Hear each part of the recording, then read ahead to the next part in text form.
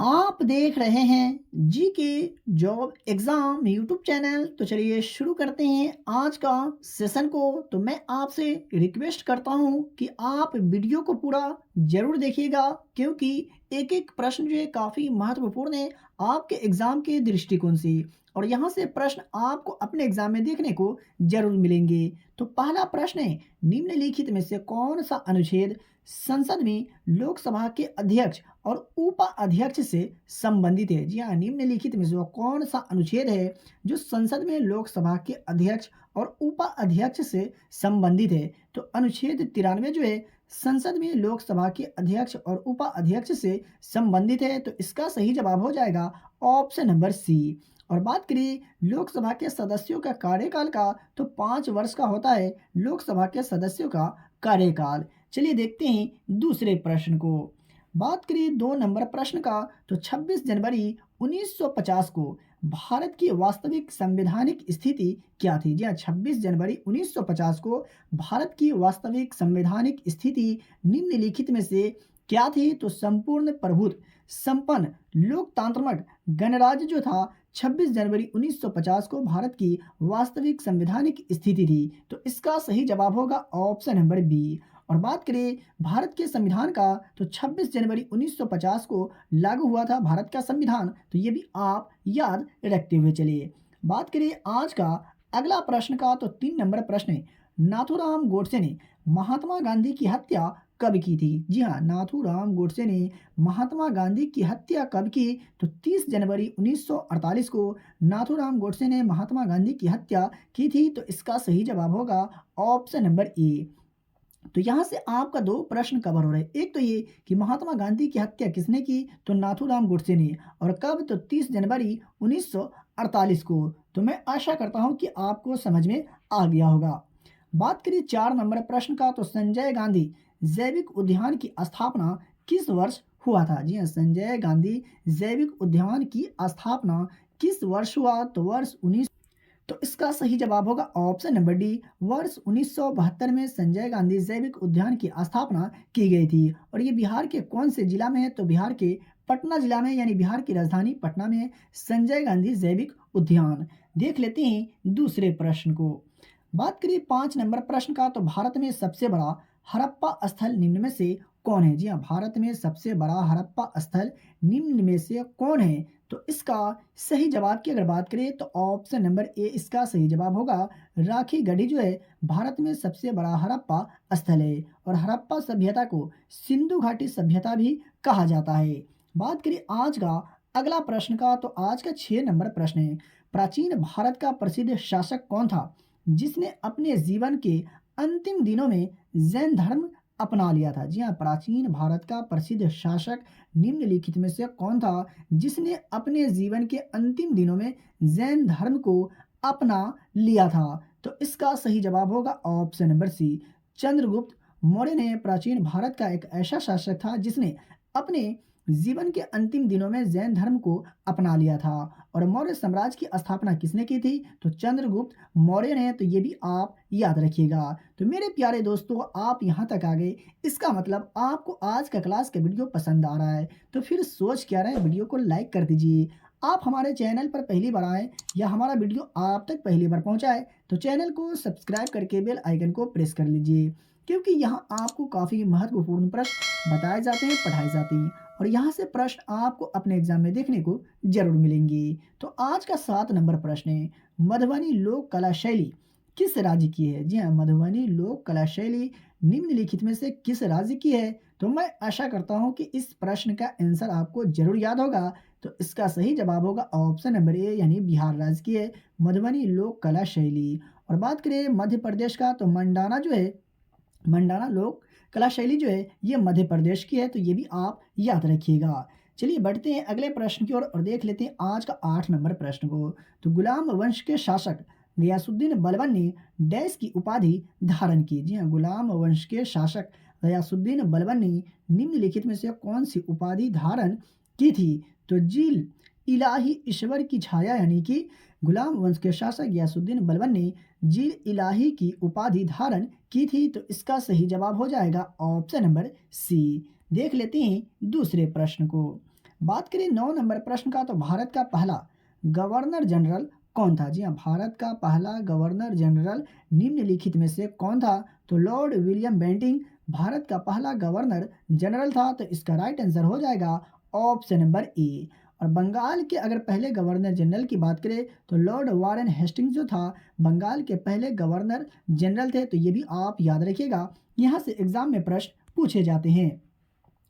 बात करें 10 नंबर प्रश्न का, तो किसने कांग्रेस के सूक्ष्म अल्पसंख्यक के रूप में निरूपित किया? जी हाँ, किसने कांग्रेस को सूक्ष्म अल्पसंख्यक के रूप में निरूपित किया? तो लॉर्ड डफरिन ने कांग्रेस को सूक्ष्म अल्पसंख्यक के रूप में निरूपित किया। तो इसका राइट आंसर हो जाएगा ऑप्शन नंबर बी। और बात करें भारतीय राष्ट्रीय कांग्रेस का, तो इसका गठन 1885 में ए ओ ह्यूम ने किया था। तो ये भी आप याद रखिएगा, क्योंकि यहाँ से भी एग्जाम में प्रश्न पूछे जाते हैं। देख लेते हैं दूसरे प्रश्न को। बात करें 11 नंबर प्रश्न का, तो अंतर्राष्ट्रीय पर्वत दिवस किस तारीख को मनाया जाता है? जी हाँ, अंतर्राष्ट्रीय पर्वत दिवस किस तिथि को मनाया जाता है? तो 11 दिसंबर को अंतर्राष्ट्रीय पर्वत दिवस मनाया जाता है। तो इसका सही जवाब हो जाएगा ऑप्शन नंबर बी। बात कर ले आज का अगला प्रश्न का, लेकिन उससे पहले मैं आपको बताते चलूँ, अगर आप हमारे चैनल पर पहली बार आए तो डेली की क्लास के वीडियो का जो पीडीएफ होता है आपको फ्री में दिया जाता है। बात करिए 12 नंबर प्रश्न का, तो भारत में रॉलेट एक्ट कब पारित किया गया था? जी हाँ, भारत में रॉलेट एक्ट को किस वर्ष पारित किया गया था? तो वर्ष 1919 में भारत में रॉलेट एक्ट को पारित किया गया था। तो इसका सही जवाब होगा ऑप्शन नंबर डी। करीब 13 नंबर प्रश्न का, तो अपने पड़ोसी देशों के साथ भारत की अंतर्राष्ट्रीय सीमाओं का बढ़ते क्रम में विस्तार है। अपने पड़ोसी देशों के साथ भारत की अंतर्राष्ट्रीय सीमाओं का बढ़ते क्रम में विस्तार है। तो इसका सही जवाब होगा option number B. Nepal, Pakistan, चीन, बांग्लादेश जो है बढ़ते क्रम में विस्तार में अंतर्राष्ट्रीय सीमाओं के हिसाब से अपने पड़ोसी देशों के साथ। चलिए देख लेते हैं दूसरे प्रश्न को। बात करें 14 नंबर प्रश्न का, तो हिमालय में पीर पंजाल श्रेणी डैश का एक हिस्सा है। जी हाँ, हिमालय में पीर पंजाल श्रेणी जो है निम्नलिखित में से किसका एक हिस्सा है? तो लघु हिमालय का एक हिस्सा है।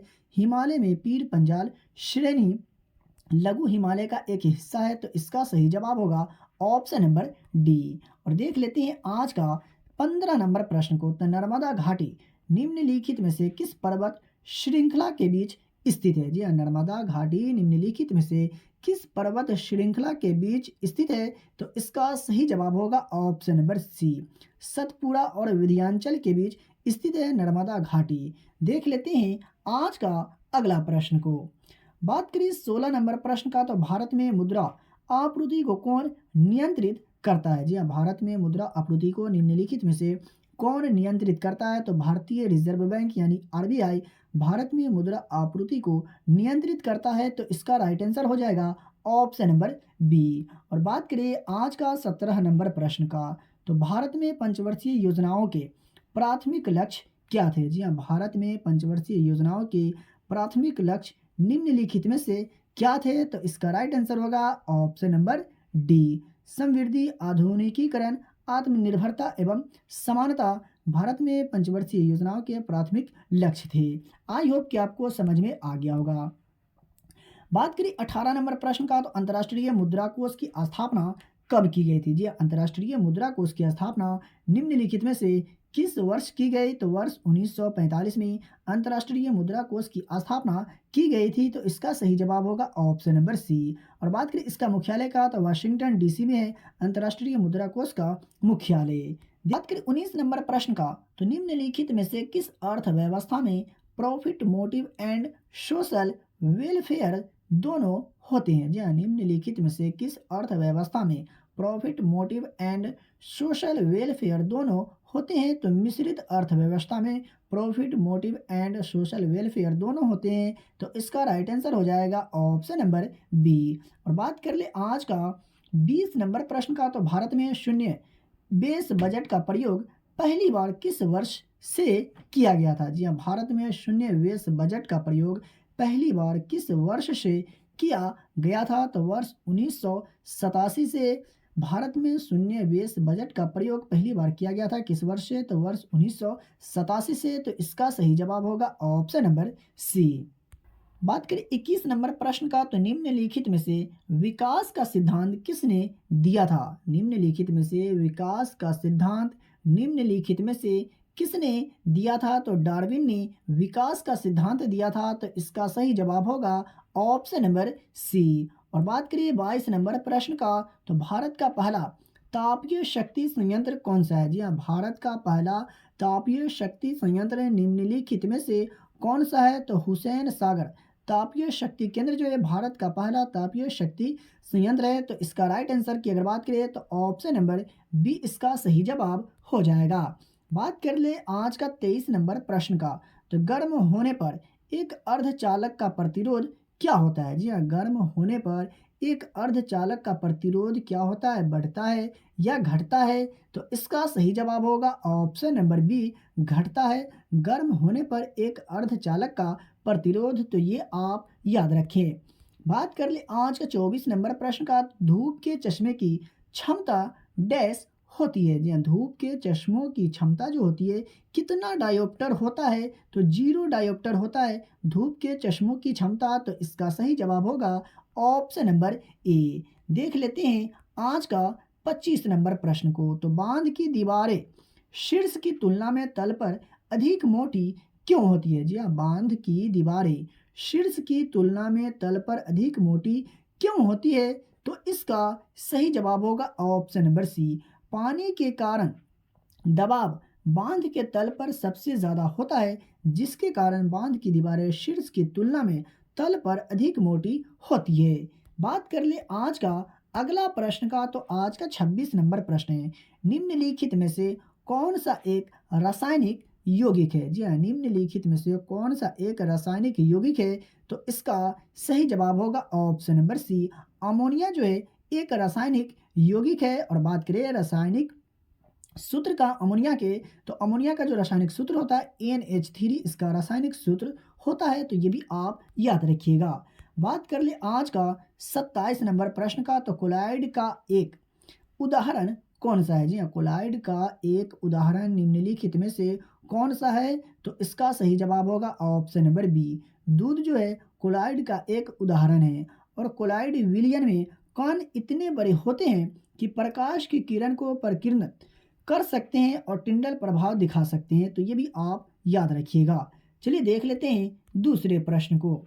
बात करें 28 नंबर प्रश्न का, तो एक तत्व के समस्थानिक डैश अलग अलग होते हैं। जी हाँ, एक तत्व के समस्थानिक जो है डैश अलग अलग होते हैं, ये आपको बताना है पहचान करके। तो इसका राइट आंसर होगा ऑप्शन नंबर बी। द्रव्यमान संख्या में अलग अलग होते एक तत्व के समस्थानिक। और बात बात करें 29 नंबर प्रश्न का, तो आयनीकरण ऊर्जा आवर्त में डैश है और आवर्त सारणी में नीचे समूह में डैश है। जी हाँ, आयनीकरण ऊर्जा जो है आवर्त में क्या है और आवर्त सारणी में नीचे के समूह में क्या है? तो इसका राइट आंसर होगा ऑप्शन नंबर ए, यानी आयनीकरण ऊर्जा आवर्त में बढ़ती है, वही बात करें आवर्त सारणी में नीचे के समूह में तो ये घटती है। तो इसका सही जवाब होगा ऑप्शन नंबर ए। तो ये आप जरूर याद रखिएगा। बात कर ले आज का 30 नंबर प्रश्न का, तो वायु में रखे जाने पर निम्नलिखित में से कौन सी धातु जलती है? जी हाँ, वायु में रखे जाने पर निम्नलिखित में से कौन सी धातु जलती है? तो मैं आशा करता हूँ कि इस प्रश्न का आंसर आपको जरूर याद होगा। तो इसका सही जवाब होगा ऑप्शन नंबर ए। सोडियम जो है इसे वायु में खुला रखने पर यह क्या करता है? जल जाती है। तो इसका सही जवाब की अगर बात करें, तो ऑप्शन नंबर ए इसका सही जवाब हो जाएगा। बात कर ले आज का 31 नंबर प्रश्न का, तो निम्नलिखित में से मानव शरीर में सबसे प्रचुर मात्रा में पाया जाने वाला प्रोटीन कौन सा है? जी हाँ, निम्नलिखित में से मानव शरीर में सबसे प्रचुर मात्रा में पाया जाने वाला प्रोटीन जो है निम्नलिखित में से कौन सा है? तो कोलेजन जो है मानव शरीर में सबसे प्रचुर मात्रा में पाया जाने वाला प्रोटीन है। तो इसका राइट आंसर होगा ऑप्शन नंबर ए।